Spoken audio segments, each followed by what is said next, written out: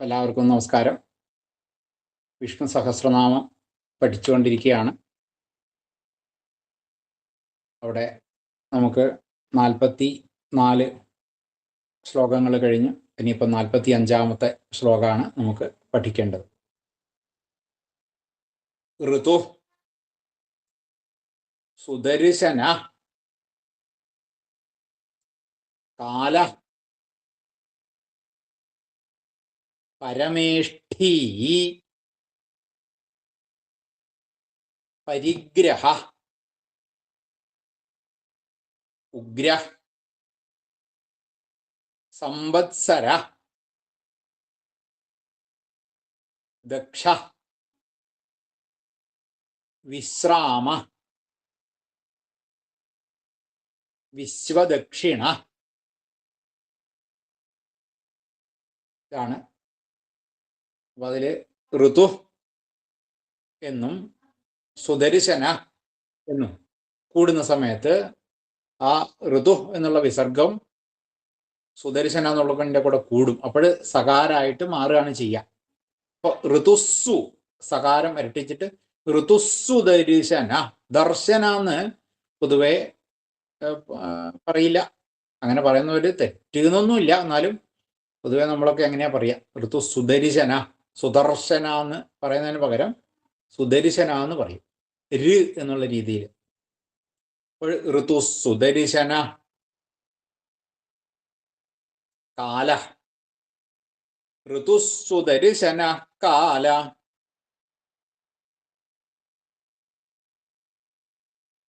ഋതു സുദർശന കാല.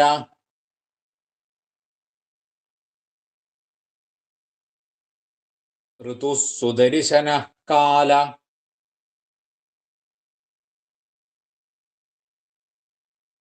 പരമേഷ്ഠീ പരിഗ്രഹ.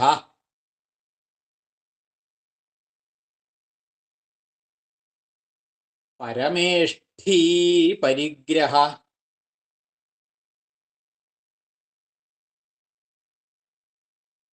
പരമേഷ്ഠീ പരിഗ്രഹ.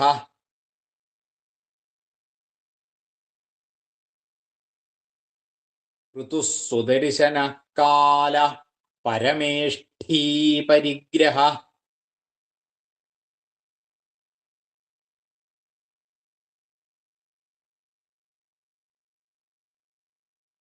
ഉഗ്ര സംവത്സര. അത് സംവത്സര എന്ന് ചെല്ലിയാൽ തെറ്റൊന്നുമില്ല.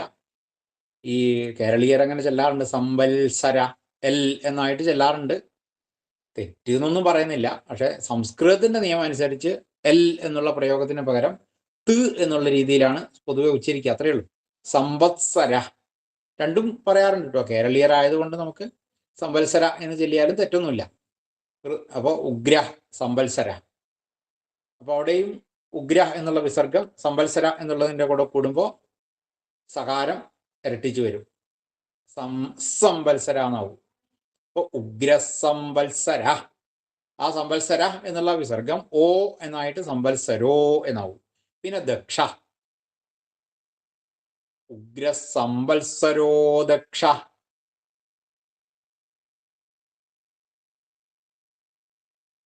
ഉഗ്രസംവത്സരോ ദക്ഷ.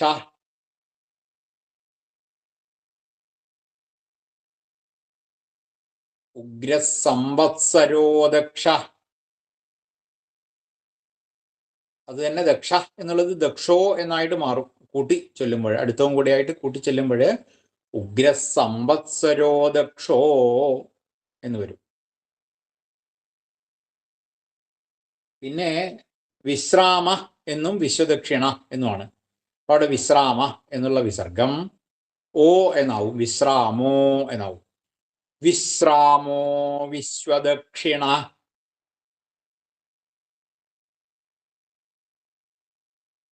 വിശ്രാമോ വിശ്വദക്ഷിണ.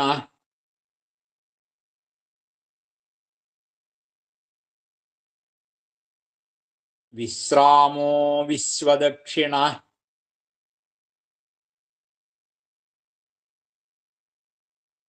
ഉഗ്രസംവത്സരോ ദക്ഷോ വിശ്രാമോ വിശ്വദക്ഷിണ.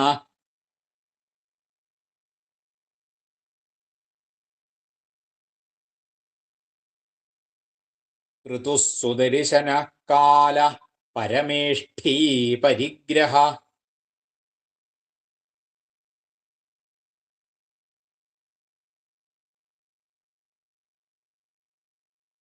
ഉഗ്രസംവത്സരോ ദക്ഷോ വിശ്രാമോ വിശ്വദക്ഷിണ.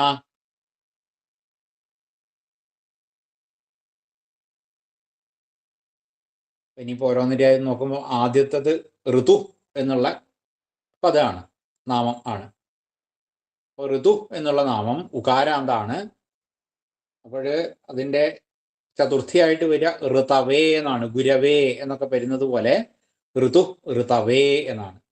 ഈ ഋതു എന്നുള്ള വാക്കിന്റെ അർത്ഥം നമുക്കറിയാം, 6 ഋതുക്കൾ ഉണ്ട് എന്നൊക്കെ നമുക്ക് മനസ്സിലാക്കിയിട്ടുണ്ടല്ലോ. ആ ഋതുക്കളെയൊക്കെ നിയന്ത്രിക്കുന്നയാൾ എന്നുള്ള അർത്ഥത്തിലാണ് ഇവിടെ ഋതു. ഋതുക്കളെ നിയന്ത്രിക്കുന്നയാളാണ് ഋതു. അപ്പോൾ ആ ഋതുക്കൾ എന്നൊക്കെ പറഞ്ഞ ഒരു കാലം തന്നെയാണ്. ആ കാലത്തിനെ നിയന്ത്രിക്കുന്നയാള്, ഋതുക്കളെ നിയന്ത്രിക്കുന്നയാള്, അങ്ങനെയുള്ള ആള് ഋതവേ നമ എന്ന് വരും. പിന്നെ അടുത്തത് ഋതു സുദർശന. സുദർശന, സുദർശന, സുദർശന. അപ്പൊ ദർശനം എന്ന് പറഞ്ഞാൽ കാഴ്ച, കാഴ്ചപ്പാടാണ്. ദർശന കാഴ്ചപ്പാട്. സുദർശന നല്ല കാഴ്ചപ്പാടുള്ളയാൾ എന്നർത്ഥം. അല്ലെങ്കിൽ അത് പല അർത്ഥത്തിലാവാം. നല്ല രീതിയിൽ കാണുന്നയാൾ എന്നാവാം, നല്ല രീതിയിൽ കാട്ടുന്നത് എന്നാവാം, നല്ലതിനെ ചെയ്യാൻ വേണ്ടിയിട്ടുള്ള ദർശനത്തെ കൊടുക്കുന്നയാൾ എന്നുള്ള അർത്ഥത്തിലാവാം. അങ്ങനെ പലതരത്തിലുള്ളതാവാം. പിന്നെ വേറൊരു അർത്ഥം എന്താ വെച്ചാൽ നല്ല ഭംഗിയുള്ള ആൾ എന്നൊരർത്ഥമുണ്ട്. കാണാൻ നല്ല ഭംഗിയുള്ള ആൾ, കാണുമ്പോൾ നല്ല ഭംഗിയുള്ള ആൾ, ദർശനത്തിൽ സു ആയിട്ടുള്ള ആൾ, അങ്ങനെയുള്ള ഒരർത്ഥവും ഉണ്ട്. പിന്നെ വേണ്ട രീതിയിലുള്ള ദർശനം കൊടുക്കുക എന്ന് പറഞ്ഞാൽ, നല്ല ദർശനം കൊടുക്കുക എന്ന് പറഞ്ഞാൽ എന്താണ്? ഈ മോക്ഷം കൊടുക്കുക, ആ മോക്ഷത്തിലേക്ക് നയിക്കുക എന്നൊക്കെയുള്ള അർത്ഥം ഉണ്ട്. ഭക്തന്മാർക്കൊക്കെ നല്ല രീതിയിൽ കാണാൻ സാധിക്കുന്നയാൾ എന്നുള്ളൊക്കെ അർത്ഥത്തിലാണ് സുദർശന. അകാരാന്താണ്. അപ്പൊ സുദർശനായ എന്ന് വരും. സുദർശനായ നമ. പിന്നെ അടുത്തത് കാല. കാലം എന്നുള്ള വാക്കിന്റെ അർത്ഥം ആ കാലത്തിന്റെ നാഥൻ, കാലത്തിന്റെ നാഥൻ, അതാണ് കാല.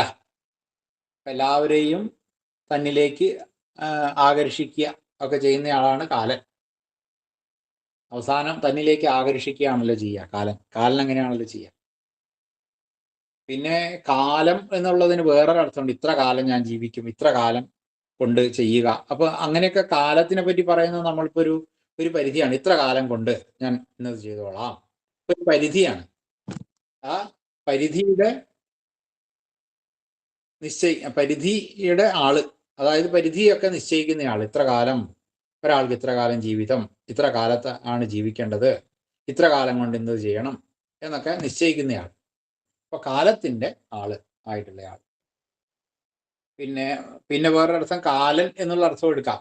കാലൻ എന്ന് പറയുമ്പോൾ ഈ ശത്രുക്കൾക്കൊക്കെ കാലനായിട്ടുള്ള ആള് എന്നുള്ള അർത്ഥത്തിലും കാലൻ, സംഹാരത്തിന്റെ ആള് ആയിട്ടുള്ള ആൾ, അങ്ങനെയും പറയാം.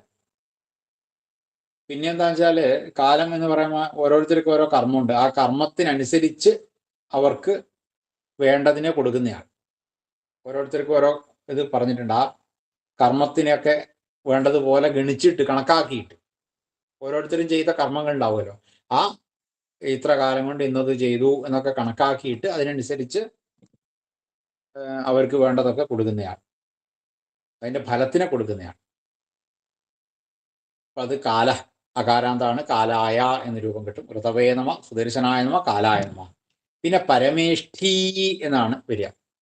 അപ്പൊ പരമേഷ്ഠി അത് കരീണവും കരിണ എന്നൊക്കെ പറയുന്ന പോലെ പരമേഷ്ഠി, പരമേഷ്ഠിനവും പരമേഷ്ഠിന നകാരാന്തായിട്ടുള്ള രൂപമാണ്. അപ്പൊ പരമേഷ്ഠിനെ എന്നാണ് രൂപം വരിക. പരമേഷ്ഠിനെ നമ. പരമേഷ്ഠി, ഏറ്റവും പരമമായിട്ടുള്ള സ്ഥലത്ത് ഇഷ്ടി, താമസിക്കുന്നയാൾ പരമേഷ്ഠി. പരമേസ്ഥി, സ്ഥിതിയാണ് പരമേസ്ഥിതി ആണ് പരമേഷ്ഠി എന്നുള്ളതായിട്ട് മാറുന്നു. പരമമായിട്ടുള്ള അവസ്ഥയിൽ സ്ഥിതി ചെയ്യുന്നയാൾ. പരമേസ്ഥിതി ആണ് പരമേഷ്ഠി ആയിട്ട് മാറിയത്. പരമമായിട്ടുള്ള അവസ്ഥയിൽ സ്ഥിതി ചെയ്യുന്നയാൾ പരമേഷ്ഠി, അങ്ങനെയുള്ള അർത്ഥത്തിൽ ആകാം. അപ്പോൾ പരമം എന്നുള്ളതിന് വേറൊരു തരത്തിൽ എന്താ വെച്ചാൽ ഏറ്റവും അങ്ങേ അറ്റത്ത്, അതിൻ്റെ അപ്പുറം എന്താന്നുള്ളത് അറിയില്ല, ഏറ്റവും അത് നിഗൂഢമായിട്ടുള്ള ഒരു സ്ഥലം, ഏറ്റവും അങ്ങേ അറ്റത്ത് പരമമായിട്ടുള്ള അവിടെ താമസിക്കുന്ന. അപ്പോൾ പരമമായിട്ടുള്ള ഒരു അവസ്ഥയിൽ, അത് ഗുഹയിൽ എന്നൊക്കെ വേണേൽ പറയാം, അത് നിഗൂഢമാണ്. അപ്പോൾ അവിടെ താമസിക്കുന്നയാൾ, അവിടെ ഉള്ളയാൾ. പരമേഷ്ഠി, പരമേഷ്ഠിനേ നമ എന്ന് വരും. പരമേഷ്ഠിനേ നമ എന്ന് നാമാവലി. പിന്നെ ഏതാണ് പരിഗ്രഹ. പരിഗ്രഹ എന്ന് പറഞ്ഞാൽ പരിഗ്രഹണം ചെയ്യുക, പരിഗ്രഹം ചെയ്യുക എന്നൊക്കെ പറഞ്ഞാൽ സ്വീകരിക്കുന്നയാളാണ് പരിഗ്രഹം ചെയ്യുക, സ്വീകരിക്കുന്നവൻ എന്നുള്ള അർത്ഥം. അപ്പൊ എന്തിനെ സ്വീകരിക്കാൻ? പലതിനെയും സ്വീകരിക്കുന്നവനാണ്. ഇപ്പോ എല്ലാവരെയും സ്വീകരിക്കുന്നയാളാണ്, എല്ലാവരെയും തൻ്റെ കൂട്ടത്തിൽ കൂട്ടുന്നയാൾ, എല്ലാവരെയും പിന്നെ എന്തിനു കൂട്ടുന്നു? അവർക്ക് അഭയം കൊടുക്കാൻ വേണ്ടിയിട്ട്, മോക്ഷം കൊടുക്കാൻ വേണ്ടിയിട്ട് ഒക്കെ ആ ഒരർത്ഥത്തിൽ എടുക്കാം. അതിനു വേണ്ടിയിട്ട് അവർ തരുന്നതൊക്കെ സ്വീകരിക്കുന്നയാൾ. ഈ ഭക്തന്മാർ പലതരത്തിലുള്ള സംഗതികളൊക്കെ കൊടുക്കും, ആ ഭക്തിയോടുകൂടി കൊടുക്കുന്നതൊക്കെ സ്വീകരിക്കുന്നയാൾ, പരിഗ്രഹണം ചെയ്യുന്നയാൾ, അത് പരിഗ്രഹ. ഈ പിന്നെ ഒരു ഇന്ദ്രിയ നിഗ്രഹം എന്നൊക്കെ പറഞ്ഞാൽ അതിന് ഒരു ഗ്രഹം ഗ്രഹണം എന്നൊക്കെ പറഞ്ഞതിന് ഒരു ഗ്രഹിക്കുക. അപ്പൊ അത് എല്ലാത്തിനെയും ഒരു നിയന്ത്രിക്കുന്ന സ്വരൂപത്തിലുള്ളയാൾ, പ്രപഞ്ചത്തിന് മുഴുവൻ നിയന്ത്രിക്കുന്നയാൾ എന്നൊരർത്ഥവും ഈ പരിഗ്രഹ എന്നുള്ളതിന് എടുക്കാം. അകാരാന്തായിട്ടുള്ള രൂപമാണ് പരിഗ്രഹായ എന്ന് രൂപം കിട്ടും. പരിഗ്രഹായ നമ. അടുത്തത് ഉഗ്ര. ഉഗ്ര എന്ന് പറഞ്ഞാൽ ഉഗ്രൻ എന്നുള്ള, വളരെ ഉഗ്രനായിട്ടുള്ള ആള്, ശക്തനായിട്ടുള്ള ആള് എന്നുള്ള അർത്ഥം തന്നെ. ഉഗ്രായ എന്ന് രൂപം, ഉഗ്രായ നമ. പിന്നെയുള്ളത് സംവത്സര. സംവത്സര എന്നുള്ളത് അകാരാന്താണ്. സംവത്സരായ എന്ന് രൂപം കിട്ടും. സംവത്സരായ നമ. സംവത്സര, സമ്പത്ത് സര, അത് സംവത്സര, അത് വസിക്കുക എന്നുള്ള അർത്ഥത്തില് ഒരർത്ഥത്തിലുണ്ട്. വേണ്ടതുപോലെ വസിക്കുന്നയാൾ, സമ്യക്ക് വസിക്കുന്നയാളാണ് സംവത്സരൻ എന്നുള്ള അർത്ഥം പറയാറുണ്ട്. പിന്നെ സംവത്സരം എന്നുള്ള വേറൊരു അർത്ഥം, ഒരു അർത്ഥം ഈ കൊല്ലം എന്നൊക്കെയുള്ള അർത്ഥത്തിൽ നമ്മൾ പ്രയോഗിക്കാറുണ്ട് സംവത്സരം എന്നുള്ളതിന്. അപ്പോൾ അതിൻ്റെയൊക്കെ ആള് എന്നുള്ള അർത്ഥത്തിലും പറയാം. ഈ സംവത്സരം എന്നുള്ളതിന് വേറെ അർത്ഥം എവിടെ വസിക്കുന്നയാള്, ഏറ്റവും അങ്ങേ അറ്റത്ത് ഉള്ള, നല്ല ദിക്കിൽ മാത്രമേ താമസിക്കുന്നില്ല, പാതാള ലോകത്തിലും താമസിക്കും, അങ്ങനെ താമസിക്കുന്നയാൾ എന്നുള്ള ഒരർത്ഥത്തിലും സംവത്സര എന്നുള്ള പദമുണ്ട്. സംവത്സരായ എന്ന് രൂപം കിട്ടും. പിന്നെ അടുത്തത് ദക്ഷ. അതും അകാരാന്തായിട്ടുള്ള രൂപമാണ്. സംവത്സരായ രൂപം. പിന്നെ ദക്ഷ എന്നുള്ളതും അകാരാന്താണ്. ദക്ഷായ എന്ന് രൂപം കിട്ടും. ദക്ഷായ നമ. ദക്ഷൻ എന്നുള്ള വാക്കിന് സമർത്ഥൻ എന്നൊരർത്ഥമുണ്ട്. പിന്നെ വളരെ വേഗത്തിൽ തന്നെ പ്രവൃത്തികളൊക്കെ ചെയ്യുന്നയാൾ. സാമർഥ്യമുള്ളവരങ്ങനെയാണല്ലോ, ഏൽപ്പിച്ച ജോലികൾ വളരെ വേഗത്തിൽ ചെയ്യും. ഏതായാലും ദക്ഷൻ, ക്ഷിപ്രമായിട്ട് വൃത്തി ചെയ്യുന്നയാൾ, ക്ഷിപ്രവൃത്തി ചെയ്യുന്നയാൾ ദക്ഷൻ. ദക്ഷായ എന്ന് രൂപം കിട്ടും. അടുത്തത് വിശ്രമ. വിശ്രമമായിട്ടുള്ള ആള്, വിശ്രമസ്ഥലം ആയിട്ടുള്ളയാള്. വിശ്രമസ്ഥലമായിട്ടുള്ള ആള് എന്ന് പറഞ്ഞാൽ പ്രവൃത്തികൾ ഒക്കെ അവസാനിച്ചാൽ, നമ്മൾ എന്തെങ്കിലും പ്രവൃത്തികൾ ചെയ്താൽ നമ്മൾ വിശ്രമിക്കും, ക്ഷീണം മാറ്റാൻ വിശ്രമിക്കും. അതേപോലെ എല്ലാ പ്രവൃത്തികളുടെയും വിശ്രമസ്ഥാനമായിട്ടുള്ള ആള്. ഈ കർമ്മങ്ങൾ, ലോകത്തിലുണ്ടാവുന്ന കർമ്മങ്ങൾ, സംസാര ബന്ധനങ്ങൾ ത്തിലുണ്ടാവുന്ന കർമ്മങ്ങൾ, ഇതൊക്കെ കഴിഞ്ഞ് അവസാനം നമ്മൾ ചെന്നെത്തുന്ന വിശ്രമസ്ഥാനമായിട്ടുള്ള അതാണ് വിശ്രമ എന്നുള്ള പേര്. പിന്നെ വിശ്രമം, അതിന് ഒരു വിഗതമായിട്ട് വരുന്ന അവസ്ഥ. വിഗതം എന്ന് പറഞ്ഞാൽ ഇല്ലാത്ത അവസ്ഥ. ശ്രമം ഇല്ലാത്ത അവസ്ഥയാണ് വിശ്രമം. ശ്രമിക്കണ്ട, അങ്ങനെയുള്ള സ്ഥലം വിശ്രമം. എല്ലാ ജീവജാലങ്ങൾക്കും വിശ്രമസ്ഥാനം ആയിട്ടുള്ളവൻ എന്നുള്ള അർത്ഥത്തിൽ വിശ്രമ അകാരാന്താണ്. വിശ്രമായ എന്ന് രൂപം കിട്ടും. കാലപരമേഷ്ടി പരികര ഉഗ്രസംവത്സരോ ദക്ഷോ വിശ്രാമു വിശ്രാമ വിശ്രാമ വിശ്രാമ ഗതശ്രാമ അത് തന്നെയാണ് വിശ്രമ രണ്ടുവരെ അർത്ഥം തന്നെ. ഏതായാലും വിശ്രാമു എന്നാണ് ഇവിടെ രൂപം കിട്ടുക. വിശ്രാമായ എന്നുള്ള അർത്ഥം. വിശ്രാമ, ഈ വിശ്രമ എന്നുള്ളത് തന്നെയാണ് വിശ്രമസ്ഥാനമായിട്ടുള്ളത്. അതിന്റെ ഭാവമാണ് വിശ്രാമ. അപ്പൊ വിശ്രാമായ എന്ന് രൂപം കിട്ടും. ദക്ഷോ വിശ്രാമം. വിശ്വദക്ഷിണ വിശ്വത്തിന് ദക്ഷിണ ആയിട്ടുള്ളവൻ. അപ്പൊ ലോകത്തിന് മുഴുവൻ ദക്ഷിണയായിട്ട് ഈ ഓരോരോ യാഗങ്ങൾ ഒക്കെ ഉണ്ടാവുമല്ലോ, പലതരത്തിലുള്ള യാഗങ്ങൾ. ആ ലോകം മുഴുവൻ ഈ യാഗത്തില് ലോകത്തിന് മുഴുവൻ ദക്ഷിണയായിട്ട് എവിടെയാണോ ആരെക്കാണോ സമർപ്പിക്കുന്നത് ആ ആളാണ് വിശ്വദക്ഷിണ. ലോകര് മുഴുവൻ ദക്ഷിണയായിട്ട് സമർപ്പിക്കുന്നത് എവിടെയാണോ ആ സ്ഥലം, അതാണ് വിശ്വദക്ഷിണ. പിന്നെ സാമർഥ്യമുള്ള എന്നൊരു അർത്ഥമുണ്ട്. നല്ല പ്രവീണൻ, പ്രാവീണ്യമുള്ള ആള് എന്നൊരു അർത്ഥവും വിശ്വദക്ഷിണ എന്നുള്ളതിന് ഉണ്ട്. അപ്പോൾ വിശ്വദക്ഷിണ അകാരാന്താണ്. വിശ്വദക്ഷിണായ എന്ന് രൂപം കിട്ടും. വിശ്വദക്ഷിണായ നമ. അപ്പോ എല്ലായി. ഋതുസുദർശന കാല പരമേഷ്ഠീ പരിഗ്രഹ ഉഗ്രസംവത്സരോ ദക്ഷോ വിശ്രാമോ വിശ്വദക്ഷിണ. ഏതായാലും 45-ാമത്തത് കഴിഞ്ഞു. ഇനിയിപ്പോൾ നമുക്ക് 46-ാമത്തെ ശ്ലോകമാണ് നോക്കേണ്ടത്. അവിടെ വിസ്താര, സ്ഥാവര, സ്ഥാണു, പ്രമാണം, ബീജം, അവ്യയം. അത് രണ്ട് ആയിട്ട് ഒറ്റപ്പദമായിട്ട് വരും. ബീജം അവ്യയം ഒറ്റപ്പദമാണ്. അർത്ഥ,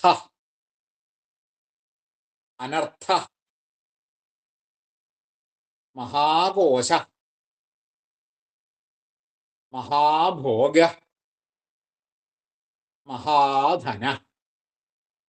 ഇത്രയും പദങ്ങളാണ് ഓരോ ഇതിൻ്റെ അകത്തുള്ളത്.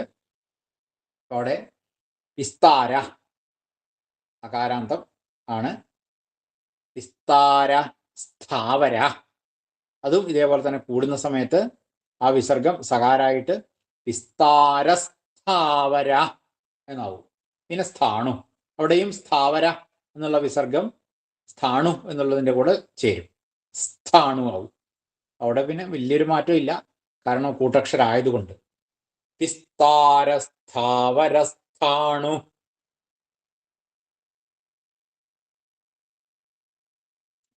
വിസ്താരസ്ഥാവരസ്ഥാണു.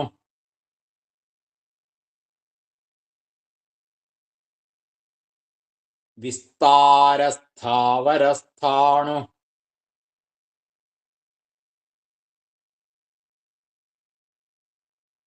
പ്രമാണം ബീജമവ്യയം.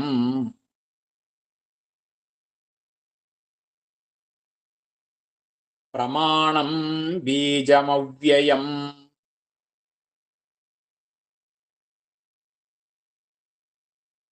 പ്രമാണം ബീജമവ്യയം.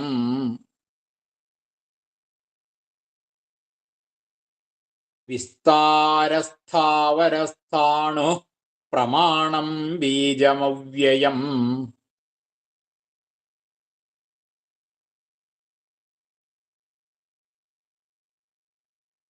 അർത്ഥ, അനർത്ഥ.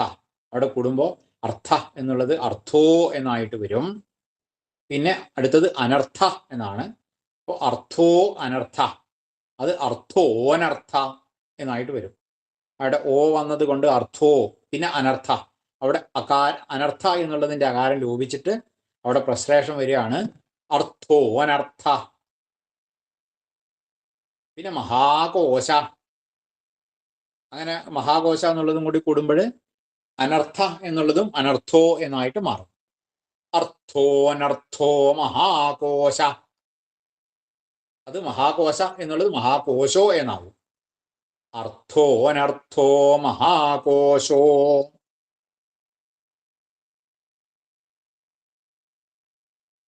അർത്ഥോനർത്ഥോ മഹാകോശോ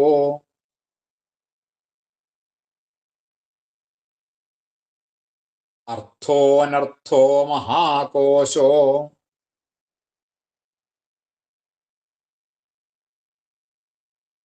പിന്നെ മഹാഭോഗ അത് മഹാഭോഗോ എന്നായി.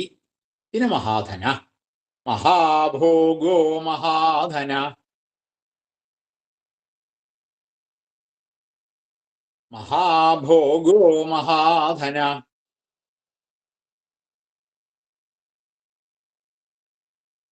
മഹാഭോഗോ മഹാധന അർത്ഥോനർത്ഥോ മഹാകോശോ മഹാഭോഗോ മഹാധന.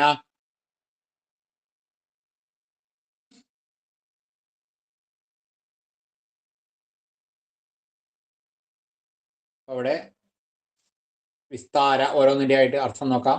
ആദ്യം വിസ്താര വിസ്താരം ആയിട്ടുള്ള വിസ്തരം വിസ്തരിക്കുക വിസ്തരിക്കുന്ന എന്നുള്ള അർത്ഥത്തിൽ വിസ്താര വിസ്തരിക്കുന്നത് വിസ്തരിക്കുന്നയാൾ. വിസ്തരിക്കുന്നയാൾ എന്ന് പറഞ്ഞാൽ എന്തിനെയാണ് വിസ്തരിക്കുന്നത്? അറിവുകളെ വിസ്തരിക്കുന്നയാൾ. അറിവ് എന്ന് പറഞ്ഞാൽ വേദം. വേദങ്ങൾ എല്ലാ സ്ഥലത്തേക്കും വിസ്തരിക്കുന്നയാൾ, പ്രചരിപ്പിക്കുക. വേദങ്ങളെ പ്രചരിപ്പിക്കുന്നയാൾ, അറിവുകൾ എല്ലാവർക്കും കൊടുക്കുന്നയാൾ, എല്ലാത്തിലും വ്യാപിച്ചയാൾ. അതാണ് എല്ലാത്തിലും വ്യാപ്തിയുള്ളയാൾ, എല്ലാവരെയും എല്ലാത്തിനെയും ഉൾക്കൊള്ളാൻ കഴിവുള്ളയാൾ. ആ എല്ലാവരെയും ഉൾക്കൊള്ളാൻ വേണ്ടിയിട്ട് വിസ്താരമായിട്ട് മാറുന്നയാൾ. പിന്നെ എല്ലാത്തിനെയും ഉൾക്കൊള്ളണം. ഈ പ്രളയകാലത്ത് എല്ലാം അവനവനിലേക്ക് ലയിക്കുമല്ലോ. അപ്പോൾ എല്ലാത്തിനെയും ഉൾക്കൊള്ളാൻ വേണ്ടിയിട്ട് വലിയ ഒരു സ്വരൂപത്തെ, വിരാട് സ്വരൂപത്തിനെയൊക്കെ സ്വീകരിക്കുന്നയാൾ. അത് വിസ്താര. അത് വിസ്താരായ എന്നാണ് രൂപം വരിക. അകാരാന്താണ്. വിസ്താരായ നമ. പിന്നെ വിസ്താര സ്ഥാവരസ്ഥാണു. സ്ഥാവരസ്ഥാണു, സ്ഥാവരം എന്നുള്ള വാക്കിന്റെ അർത്ഥം എന്താണ്? സ്ഥാവരം, ജംഗമം. നമ്മൾ കേട്ടിട്ടുണ്ടാവും സ്ഥാവര ജംഗമ വസ്തുക്കൾ. ജംഗമം എന്ന് പറഞ്ഞാൽ ചലിക്കുന്നത്, സ്ഥാവരം എന്ന് പറഞ്ഞാൽ ചലിക്കാത്തത് എന്നാണ് പൊതുവെ നമ്മുടെ അർത്ഥം.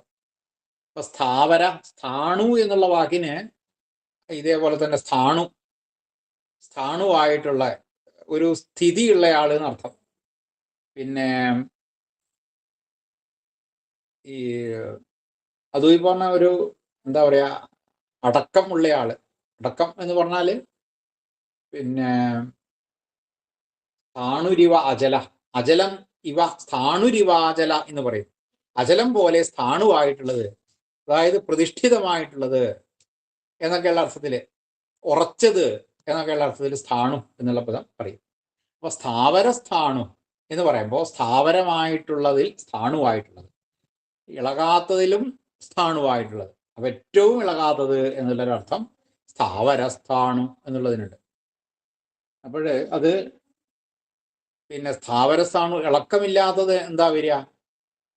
ഈ മനസ്സ് ഇങ്ങനെ ഇളകി കളിക്കുന്ന അവസ്ഥ എന്ന് പറഞ്ഞാൽ എന്താണ്? മനസ്സ് കലുഷമായിട്ടുള്ള അവസ്ഥ. അപ്പോൾ ഇളകാത്ത ഒരു മനസ്സുണ്ട് എന്ന് പറഞ്ഞാൽ എന്താണ്? ശാന്തമായിട്ടുള്ള മനസ്സാണ് ഇളകാത്തത്. നമ്മൾ അങ്ങനെ അറിയാലോ. ഈ ശാന്തമായ കടൽ എന്ന് പറഞ്ഞാൽ ഇളകാത്ത കടലാണ്. ശാന്തമായിട്ടുള്ളത് എന്ന് പറയുമ്പോൾ ഇളകാത്തത് എന്നർത്ഥം. അപ്പോൾ ഒരു ഇളക്കമില്ലാത്ത ആള് എന്നർത്ഥം, ശാന്തനായിട്ടുള്ള അവസ്ഥ ഉള്ളയാള്. പിന്നെന്താണ്? പിന്നെ ചലനമില്ലാത്തയാള്. എല്ലാം എവിടെയാണോ വിശ്രമിച്ചിട്ട് അവിടെ ഇനിയൊരു കലുഷമല്ലാത്ത മനസ്സോടുകൂടിയായിട്ട് മാറുക. എവിടെ എത്തിക്കഴിഞ്ഞാലാണോ ഇങ്ങനെയൊക്കെ സംഭവിക്കുന്നത്, അതാണ് സ്ഥാവരസ്ഥാനം. ചലനമില്ലാത്തയാൾ എന്നൊരർത്ഥമുണ്ട്. അപ്പോൾ ചലനമില്ലാത്തത് പലതുണ്ട്. ഈ ഭൂമി, ഇതൊക്കെ പൊതുവെ ചലനമില്ലാത്തതെന്നാണ് പറയാ. അത് അങ്ങനെയുള്ള ചലനമില്ലാത്തത് പോലും എവിടെയാണോ ചലനമില്ലാത്തതായിട്ട് മാറുന്നത്, ആ സ്ഥലം ആണ് സ്ഥാവരസ്ഥാനം. അപ്പോൾ സ്ഥാണു എന്നുള്ളത് ഉകാരാന്ത ആയതുകൊണ്ട് സ്ഥാണവേ എന്നാണ് രൂപം വരിക. സ്ഥാവരസ്ഥാണവേ നമ എന്ന രൂപം. സ്ഥാവരസ്ഥാണവേ നമ. അടുത്തത് സ്ഥാവരസ്ഥാണു. പിന്നെ പ്രമാണം. പ്രമാണം എന്നാണ്. പ്രമാണം എന്നുള്ള വാക്കിന് നമുക്ക് പല അർത്ഥങ്ങളും പറയാം. പ്രമാണമായിട്ടുള്ളയാൾ എന്നൊരർത്ഥം എടുക്കാം. പക്ഷെ പ്രമാണം എന്നുള്ളതിന് പ്രമാനമാണ് പ്രമാണമായിട്ട് മാറി. മാനം എന്ന് പറഞ്ഞ അളവ് ആണല്ലോ. പ്രകരിഷമായിട്ടുള്ള മാനം, അതാണ് പ്രമാണം. പ്രകരിഷമായിട്ടുള്ള മാനം പ്രമാണം. എല്ലാത്തിനും പ്രമാണമായിട്ടുള്ളത്, മാനമായിട്ടുള്ളത്, അളവായിട്ടുള്ളത് എന്നൊക്കെയുള്ള അർത്ഥം. എല്ലാത്തിൻ്റെയും പ്രമാണമായിട്ടുള്ള ആൾ എന്നൊരർത്ഥത്തിൽ നമുക്ക് സാമാന്യമായിട്ട് ഗ്രഹിക്കാം. പ്രമാണം അത് നപുംസകലിംഗമാണെങ്കിലും പിന്നെ നപുംസകലിംഗമാണ്, എന്നാലും ചതുർത്ഥി വരുമ്പോൾ പ്രമാണായ എന്നാണ് രൂപം വരിക. പ്രമാണായ നമ. പിന്നെയുള്ളത് ബീജം എന്നും അവ്യയം എന്നും. അത് രണ്ടും കൂടി കൂട്ടി ബീജം അവ്യയം, ബീജം അവ്യയം എന്ന് നമ്മൾ ഉച്ചരിക്കും. അതിൻ്റെ ഈ രണ്ടിൻ്റെയും ചതുർത്ഥി പ്രയോഗിക്കുകയാണ്. രണ്ടു കൂടിയിട്ട് ഒറ്റപ്പദമാണ്. അപ്പൊ ബീജം എന്നുള്ളതിന് ചതുർത്ഥി വരുമ്പോൾ ബീജായ എന്ന് വരും. അവ്യയം എന്നുള്ളതിന് അവ്യയായ എന്ന് വരും. അപ്പൊ ബീജായ അവ്യയായ എന്ന് ആണ് രൂപം വരിക. ബീജായ അവ്യയായ നമ എന്നാണ് രൂപം വരിക. അത് ബീജം എന്നുള്ള സംഗതി എന്താണ്? ഓരോന്നും മുളയ്ക്കുന്നതാണ്. അപ്പൊ അത് ഒന്ന് മുളയ്ക്കുക എന്ന് പറഞ്ഞാൽ ആ ഒരു വിത്തിന് ഒരു മാറ്റം വരികയല്ലേ ബീജം എന്ന് പറയുമ്പോൾ. ബീജം എന്ന് പറഞ്ഞാൽ വിത്ത്. ആ വിത്ത് മുളച്ചു കഴിയുമ്പോൾ അതിനൊരു മാറ്റം വന്നു. അപ്പൊ അത് ആ വിത്ത് നശിച്ചു, പിന്നെ അതൊരു ചെടിയായി മാറി. അപ്പൊ ഇവിടെ അങ്ങനെയല്ല, അവ്യയം എന്ന് പറഞ്ഞാൽ നശിക്കാത്തതാണ്. അപ്പൊ അങ്ങനെ ബീജങ്ങളിൽ വെച്ച് ബീജങ്ങളൊക്കെ നശിക്കാത്ത അവസ്ഥയായിട്ട് വരുന്ന സ്ഥലം. ബീജായ അവ്യയായ നമ. പിന്നെ അടുത്തത് അർത്ഥ. അർത്ഥ എന്ന് പറഞ്ഞാൽ സമ്പത്ത്, ധനം എന്നൊക്കെയുള്ള അർത്ഥത്തിൽ നമ്മൾ വിചാരിക്കാറുണ്ട്. ആ ഏറ്റവും വലിയ സമ്പത്ത് ആയിട്ടുള്ളയാൾ, ഏറ്റവും വലിയ അർത്ഥമായിട്ടുള്ളയാൾ, ഈ സാധാരണ ജനങ്ങളുടെയൊക്കെ ആഗ്രഹം എന്ന് പറഞ്ഞാൽ അർത്ഥലബ്ധിയാണ്. ഏതൊരു മനുഷ്യനും, ഈ സാധാരണക്കാരനെ സംബന്ധിച്ച് അർത്ഥം, പണം കിട്ടണം, അങ്ങനെയൊക്കെയുള്ള അർത്ഥം. എന്നാൽ വലിയ വലിയ ചിന്തിക്കുന്ന ആൾക്കാർ, അവർക്കും വേണ്ടത് അർത്ഥമാണ്. ധർമാർത്ഥ കാമമോക്ഷങ്ങൾ ആകുന്ന പുരുഷാർത്ഥങ്ങളുണ്ട്. ആ പുരുഷാർത്ഥങ്ങളെയാണ് അർത്ഥം എന്ന് പറയുന്നത്. അപ്പോൾ അതൊക്കെ ഓരോ മനുഷ്യനും ലക്ഷ്യമായിട്ട് കണ്ട് അന്വേഷിക്കുകയാണ്. അങ്ങനെയുള്ള സ്ഥലം അർത്ഥം, ലക്ഷ്യസ്ഥാനമായിട്ടുള്ള, എല്ലാവരും അന്വേഷിക്കുന്നത് എന്നുള്ള അർത്ഥത്തിൽ അർത്ഥ എന്നുള്ളത്. പിന്നെ അനർത്ഥ. അർത്ഥോനർത്ഥ, അനർത്ഥായ എന്നുള്ള അർത്ഥം. അനർത്ഥ എന്നുള്ളതിൻ്റെ നേരെ വിപരീതമായിട്ടുള്ള അർത്ഥമല്ലേ പൊതുവെ വരിക, അങ്ങനെ വേണേൽ പറയാം. അപ്പോൾ അതിൻ്റെ അർത്ഥം എന്താണെന്ന് വിചാരിച്ചാൽ, ഈ സാധാരണ ഭക്തിയുള്ള ആൾക്കാർ, അവർക്കൊക്കെ അർത്ഥമായിട്ടുള്ള ആള് ആണ് അർത്ഥ. അങ്ങനെ അല്ലാത്തവർക്ക് അനർത്ഥമായിട്ടുള്ള ആളാണ് അനർത്ഥ. ചിലരെ സംബന്ധിച്ച് അത് അങ്ങനെയൊന്നും നേടേണ്ട ആളല്ല. ഈ ദുഷ്ടന്മാർ എന്ന് പറയുന്നില്ല, പിന്നെ വേണ്ടതിനെ ചിന്തിക്കാത്തവർക്ക് അനർത്ഥമായിട്ടും വരുന്നയാള്, അതാണ് അനർത്ഥ. സ്വയം നല്ല തൃപ്തിയോടുകൂടി, കാഴ്ചപ്പാടോട് കൂടിയിട്ടുള്ള ആളാണ്. എന്നിട്ട് അങ്ങനെ സ്വന്തമായിട്ട് തൃപ്തിയായിട്ടുള്ള ചില മനുഷ്യന്മാർ തന്നെ ഉണ്ടാവും, ജീവജാലങ്ങളൊക്കെ ഉണ്ടാവും. അവർക്ക് അന്വേഷിക്കാൻ വേറൊരു സ്ഥാനമില്ല. വേറൊരു സ്ഥലത്തെ അവനവന് വേണ്ടതുപോലെ തൃപ്തനായി കഴിഞ്ഞാൽ, തൃപ്തനായി എന്ന് പറഞ്ഞാൽ ആ ഭഗവാനിൽ ലയിച്ചു എന്നാണ് അർത്ഥം. അപ്പൊ അവർക്ക് വേറൊരു അർത്ഥത്തിനെ തേടേണ്ട വിഷയമില്ല എന്നുള്ള അർത്ഥത്തിൽ അനർത്ഥ എന്നുള്ള പദം അങ്ങനെയും പറയാം. ഭക്തന്മാർക്കൊക്കെ അവർ വേണ്ടതുപോലെ പിന്നെ അവനവന് തൃപ്തി ആയി കഴിഞ്ഞു, അവനവന് സന്തോഷമായി കഴിഞ്ഞാൽ എന്ന് പറഞ്ഞാൽ ദൈവം അവനവൻ്റെ കരസ്ഥമായി എന്നർത്ഥം. അങ്ങനെയുള്ളവർക്ക് പിന്നെ അതൊരർത്ഥമല്ല, പിന്നെ ഒന്നിനെയും തേടേണ്ടതില്ല. ആ ഒരർത്ഥത്തിൽ അനർത്ഥ, അർത്ഥോനർത്ഥ. അനർത്ഥായ എന്ന് രൂപം കിട്ടും. അർത്ഥ എന്നുള്ളത് അർത്ഥായ, അനർത്ഥ എന്നുള്ളത് അനർത്ഥായ. രണ്ടും അകാരാന്താണ്. അർത്ഥോനർത്ഥോ. പിന്നെ മഹാകോശ. മഹാകോശ, കോശം എന്നുള്ള വാക്കിന് സാധാരണ കോശം ഈ കീശ എന്നുള്ളൊരു അർത്ഥത്തിൽ പ്രയോഗിക്കാറുണ്ട്. കീശ അത് വലിയൊരു കോശമാകുമ്പോഴേക്കും എന്താണെന്ന് വെച്ചാൽ ഈ ബാങ്കിനൊക്കെ വിത്തകോശം എന്ന് പറയും. പണം സൂക്ഷിക്കുന്ന കോശം, വിത്തകോശ, സംസ്കൃതത്തിൽ പറയുന്നതാണ് വിത്തകോശ. അപ്പൊ ഇത് മഹാകോശ ആണ്, ഏറ്റവും വലിയ നിധി. വിത്തകോശത്തിൽ എന്താ ഉണ്ടാവുക? ധാരാളം ധനം ഉണ്ടാവും. കോശത്തിൽ എന്താ ഇടുക? കീശയിൽ എന്താ ഇടുക? പൈസ ഇടും. അപ്പോൾ വിത്തകോശം ആകുമ്പോൾ പിന്നെ അത് ബാങ്ക് എന്ന് പറയുമ്പോൾ കുറേ പൈസകൾ നിക്ഷേപിക്കുന്ന ഒരു സ്ഥലമാണ്. അപ്പൊ ഇത് മഹാകോശ ആണ്, ഏറ്റവും വലിയ നിധി, നിധി ഉള്ള ആള് എന്നർത്ഥം, ഏറ്റവും വലിയ നിധിയായിട്ടുള്ള ആള് എന്നർത്ഥം. അപ്പൊ അതാണ് മഹാകോശ. അകാരാന്താണ്. മഹാകോശായ എന്ന് രൂപം കിട്ടും. മഹാകോശ, മഹാകോശായ നമ. പിന്നെ മഹാഭോഗ. മഹാഭോഗ, ഭോഗം എന്ന് പറഞ്ഞാൽ അനുഭവിക്കുകയാണ്, അനുഭവിക്കുക. മഹാഭോഗ, വലിയതായിട്ട് അനുഭവിക്കുന്ന. അനുഭവിക്കുക എന്ന് പറഞ്ഞാൽ എന്താ? നല്ല നല്ല വസ്തുക്കളെയൊക്കെ ഉള്ളയാളാണ്. മനസ്സിന് അനുഭവിക്കാൻ യോഗ്യമായിട്ടുള്ള പല പല വസ്തുക്കളും അവനവൻ്റെ കൈവശമുണ്ട്. അങ്ങനെയുള്ള വസ്തുക്കളോട് കൂടിയ ആളാണ് മഹാഭോഗ. മനസ്സിന് സന്തോഷമുള്ളതൊക്കെ നമുക്ക് ഇഷ്ടപ്പെടുന്നതൊക്കെ നമുക്ക് അനുഭവിക്കണം എന്ന് തോന്നും. ഒരു നല്ലൊരു സാധനം കണ്ടാൽ അത് നമുക്ക് വേണമെന്ന് തോന്നും, അനുഭവിക്കണം എന്ന് തോന്നും. നല്ലൊരു പാട്ട് കേട്ടാൽ അത് കേൾക്കണം എന്ന് തോന്നും. അപ്പം അങ്ങനെ എല്ലാത്തിനെ ഏതൊരാൾക്കും പിന്നെ അത് അനുഭവിക്കണം, എനിക്ക് ആ ഭഗവാനെ കിട്ടണം എന്ന് തോന്നുന്ന തരത്തിലുള്ള രൂപം, അതാണ് മഹാഭോഗ. അകാരാന്താണ്. മഹാഭോഗായ എന്ന് രൂപം കിട്ടും. മഹാഭോഗായ നമ. പിന്നെയുള്ളത് മഹാധന. ധനം, ധനം എന്ന് പറഞ്ഞാൽ തന്നെ ധനമാണ്. അപ്പൊ മഹാധന എന്നാണ് വലിയ ധനം. അപ്പൊ വലിയ സമ്പത്ത് ഉള്ളയാളാണ് മഹാധന. മഹാധനം ഉള്ളയാള് മഹാധന, അങ്ങനെ അർത്ഥം. മഹാധനായ എന്ന് രൂപം കിട്ടും. മഹാധനായ നമ. അവിടെ വിസ്താരായ നമ. അപ്പൊ ആദ്യത്തത് കൃതവേ നമ, സുദർശനായ നമ, കാലായ നമ, പരമേഷ്ഠിനേ നമ, പരിഗ്രഹായ നമ, ഉഗ്രായ നമ, സംവത്സരായ നമ, ദക്ഷായ നമ, വിശ്രാമായ നമ, വിശ്വദക്ഷിണായ നമ. ഇവിടെ വിസ്താരായ നമ,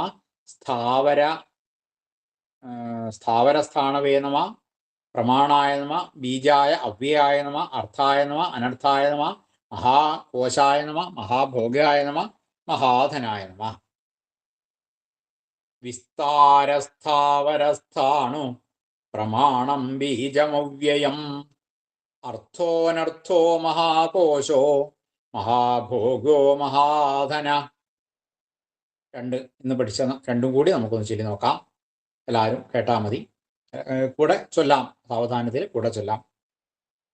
ഋതുസുദർശന കാല പരമേഷ്ഠീ പരിഗ്രഹ, ഉഗ്രസംവത്സരോ ദക്ഷോ വിശ്രാമോ വിശ്വദക്ഷിണ.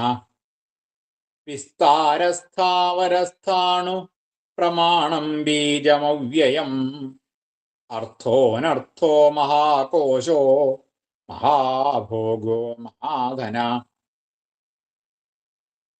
അപ്പോൾ 46-ാമത്തെ ശ്ലോകം കൂടി 45, 46 ശ്ലോകങ്ങൾ കഴിഞ്ഞു. ഇനിയിപ്പോ നമുക്കൊരു ശ്ലോകം കൂടി നോക്കാനുള്ള സമയം ഉണ്ട് എന്ന് വിചാരിക്കുന്നു. നമുക്ക് നോക്കാം. ഏതായാലും പറ്റുന്നിടത്തോളം നമുക്ക് നോക്കിപ്പോവാം, തീർക്കാൻ പറ്റുമെന്ന് നോക്കാം. ഏതായാലും 47-ാമത്തെ ശ്ലോകം കൂടി നമുക്ക് നോക്കാം. അനിർവിണ്ണ സ്ഥവിഷ്ഠ അഭൂ ധർമ്മയൂപ മഹാമഖ നക്ഷത്രനേമി നക്ഷത്രീ ക്ഷമ ക്ഷാമ സമീഹന അപ്പോൾ അനിർവിണ്ണ സ്ഥവിഷ്ഠ, അവിടെ കൂടി വരുമ്പോൾ അനിർവിണ്ണ സ്ഥവിഷ്ഠ, അനിർവിണ്ണസ്ഥവിഷ്ഠ എന്ന് കിട്ടും. അനിർവിണ്ണസ്ഥവിഷ്ഠ. അടുത്തത് അഭൂ എന്നുള്ള രൂപമാണ്. അഭൂ. അത് അനിർവിണ്ണ സ്ഥവിഷ്ഠ, അനിർവിണ്ണ സ്ഥവിഷ്ഠ. സ്ഥവിഷ്ഠ എന്നുള്ളത് സ്ഥവിഷ്ഠോ എന്നായി മാറും. സ്ഥവിഷ്ഠോ എന്ന് കഴിഞ്ഞിട്ട് അഭൂ എന്നാണ്. അപ്പൊ അവിടെ അ എന്നുള്ളത് ലോപിക്കും. അഭൂ എന്നുള്ളതിന്റെ അകാരം ലോപിച്ചിട്ട് സ്ഥവിഷ്ഠോ ഭൂ എന്ന് വരും. അനിർവിണ്ണ സ്ഥവിഷ്ഠോ ഭൂ.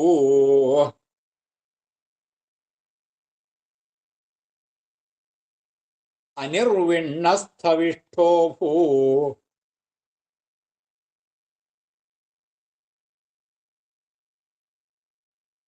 അനിർവിണ്ണ സ്ഥവിഷ്ഠോ ഭൂ.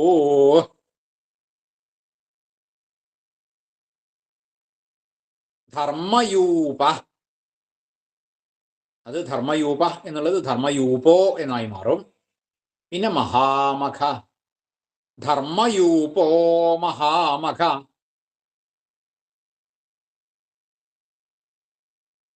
ധർമ്മയൂപോ മഹാമഖ. ധർമ്മയൂപോ മഹാമഖ.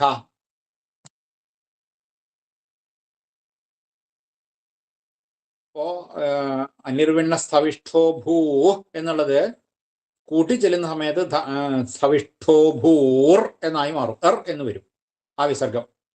അങ്ങനെ വരുമ്പോ അനിർവിണ്ണ സ്ഥവിഷ്ഠോ ഭൂർ ധർമ്മയൂപോ മഹാമഖ.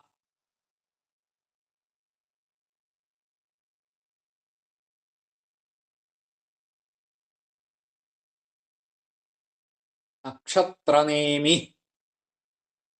അവിടെ നേമി അത് നേമിർ എന്നായി മാറും. വിസർഗം എർ എന്നായിട്ട് നക്ഷത്രനേമിർ. പിന്നെ നക്ഷത്രീ. നക്ഷത്രനേമിർ നക്ഷത്രീ.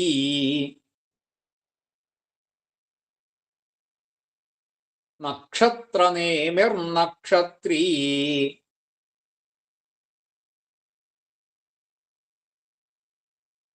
നക്ഷത്രനേമിർ നക്ഷത്രീ.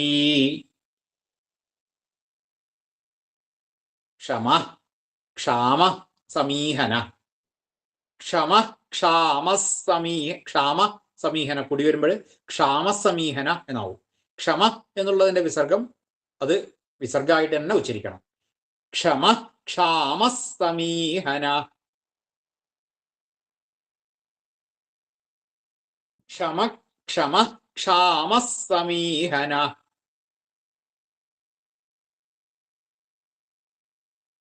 ക്ഷമ ക്ഷാമ സമീഹന. നക്ഷത്രനേമിർ നക്ഷത്രീ. ക്ഷമ ക്ഷാമ സമീഹന.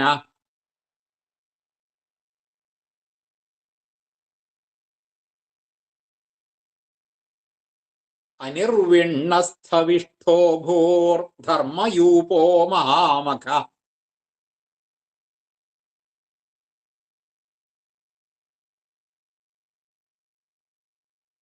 നക്ഷത്രനേമിർ നക്ഷത്രീ.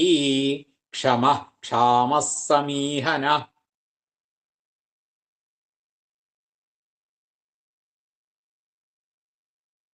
ഇനി ചെറുതായിട്ട് അർത്ഥം നോക്കാം. അനിർവിണ്ണ എന്നുള്ള വാക്കിന്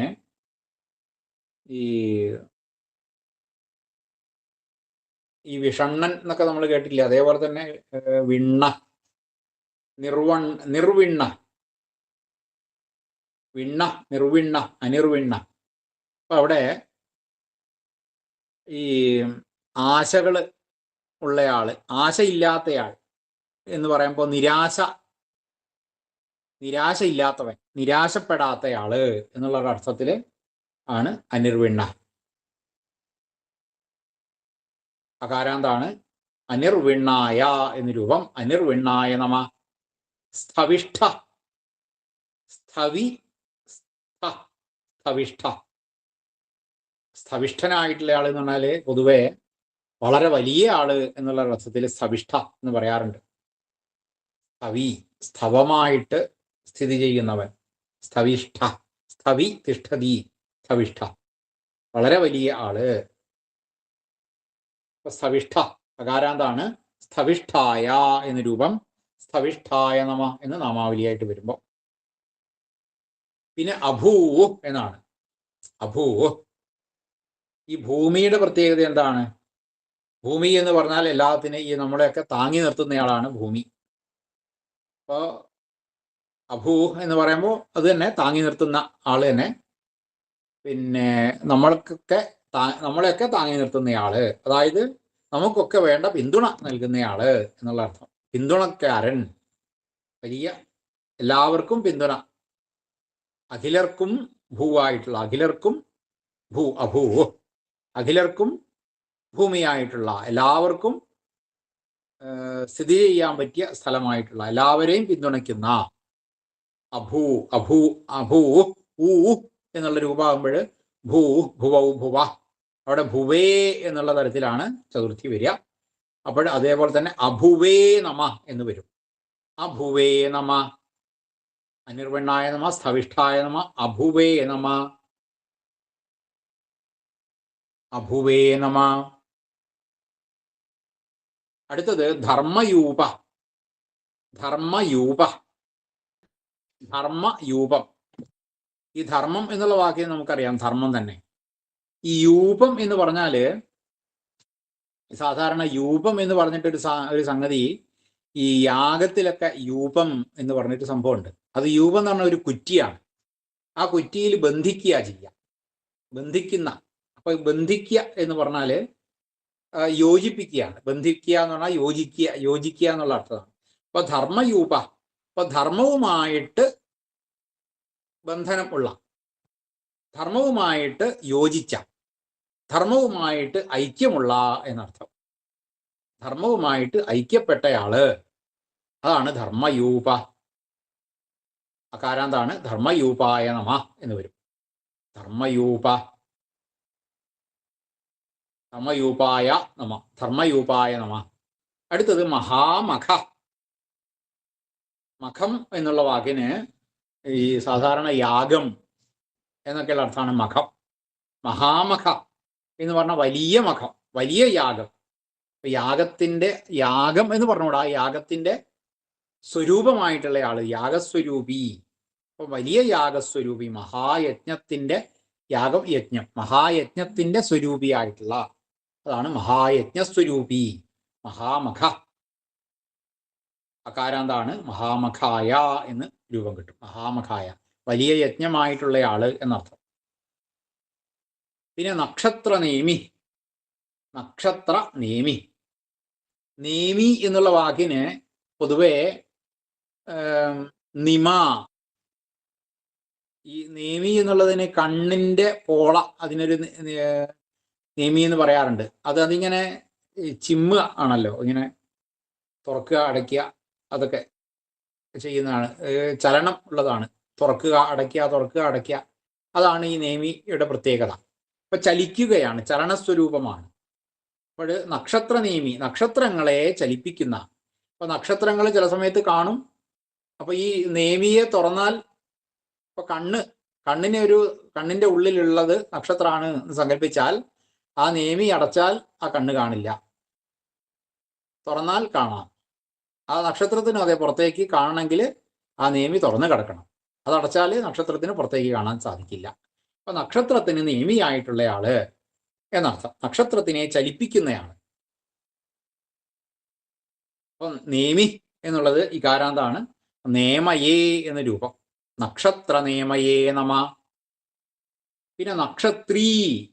നക്ഷത്രീ, ക്ഷത്രം, ക്ഷത്രി,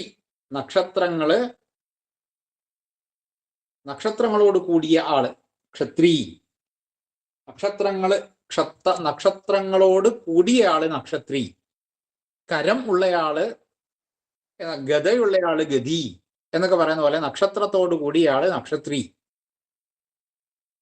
അപ്പൊ നക്ഷത്രീ, നക്ഷത്രങ്ങള് ഒക്കെ ഉള്ളയാള്.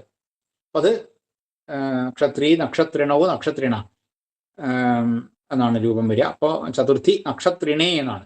നകാരാന്താണ് നക്ഷത്രിണേ നമ എന്ന് രൂപം. നക്ഷത്രിണേ നമ. അടുത്തത് നക്ഷത്രേ നക്ഷത്ര നേമിയർ നക്ഷത്രി. പിന്നെ ക്ഷമ. ക്ഷമ എന്നാണ് ആദ്യത്തെ രൂപം. ക്ഷമ. ക്ഷമ. ക്ഷമയുള്ള ആള് തന്നെയാണ് ക്ഷമ. ക്ഷമ. ക്ഷമ ഉള്ളയാളാണ് ക്ഷമ. എല്ലാത്തിനും ക്ഷമ ഉള്ളയാൾ, ക്ഷമയുള്ളവൻ എന്നുള്ള അർത്ഥത്തിലാണ് ക്ഷമ. ഭൂമിക്ക് ഒരു പര്യായമായിട്ട് കിട്ടിയിട്ടുണ്ട് ക്ഷമ എന്നുള്ളത്. ക്ഷമാ എന്നാണ്. ഭൂമി സ്ത്രീലിംഗം ആയതുകൊണ്ട് ക്ഷമാ എന്നായി. അതിൻ്റെ പുല്ലിംഗമാണ് ക്ഷമ എന്നുള്ളത്. അപ്പോൾ ഭൂമി എന്താ ചെയ്യുക?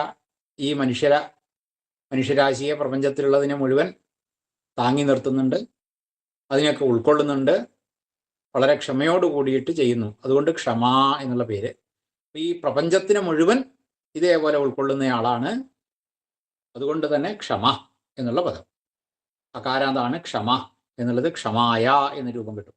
ക്ഷമായ നമ. അടുത്തത് ക്ഷമ. ക്ഷാമ. ക്ഷാമ എന്നുള്ള രൂപം. ക്ഷാമ. ക്ഷാമ എന്നുള്ളത് ഈ ക്ഷാമം എന്ന് പറഞ്ഞാൽ എന്താണ്? പൊതുവെ ക്ഷാമകാലം എന്നൊക്കെ പറഞ്ഞാൽ എല്ലാം തീർന്ന സമയമാണ് ക്ഷാമം. ക്ഷാമകാലം.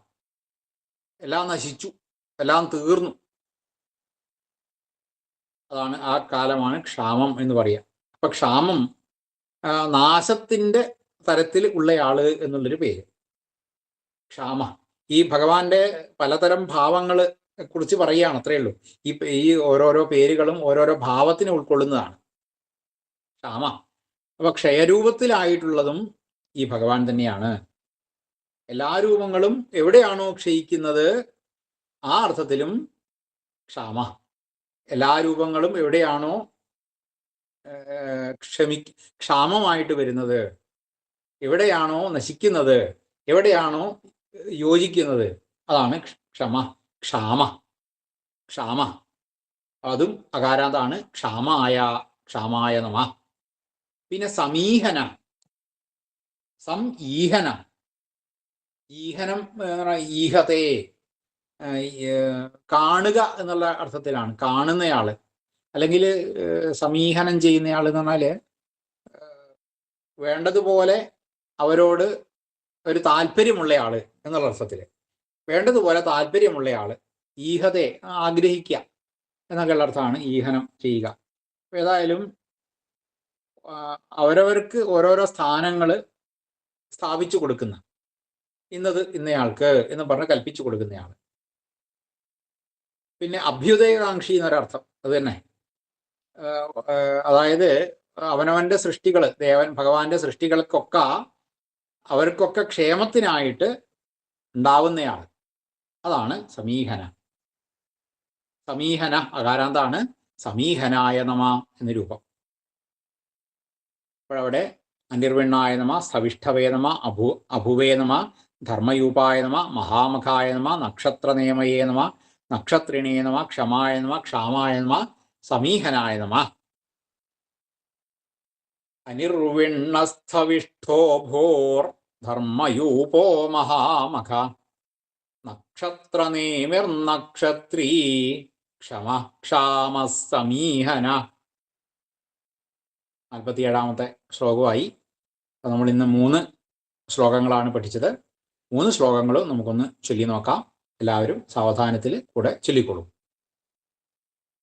ഋതുസുദർശന കാല പരമേഷ്ഠീ പരിഗ്രഹ, ഉഗ്രസംവത്സരോ ദക്ഷോ വിശ്രാമോ വിശ്വദക്ഷിണ, വിസ്താരസ്ഥാവരസ്ഥാണു പ്രമാണം ബീജമവ്യയം, അർത്ഥോനർത്ഥോ മഹാകോശോ മഹാഭോഗോ മഹാധന, അനിർവിണ്ണസ്ഥവിഷ്ഠോ ഭോർ ധർമ്മയൂപോ മഹാമഖ, നക്ഷത്രനേമിർനക്ഷത്രീ ക്ഷമ ക്ഷാമ സമീഹന. എല്ലാവർക്കും നമസ്കാരം.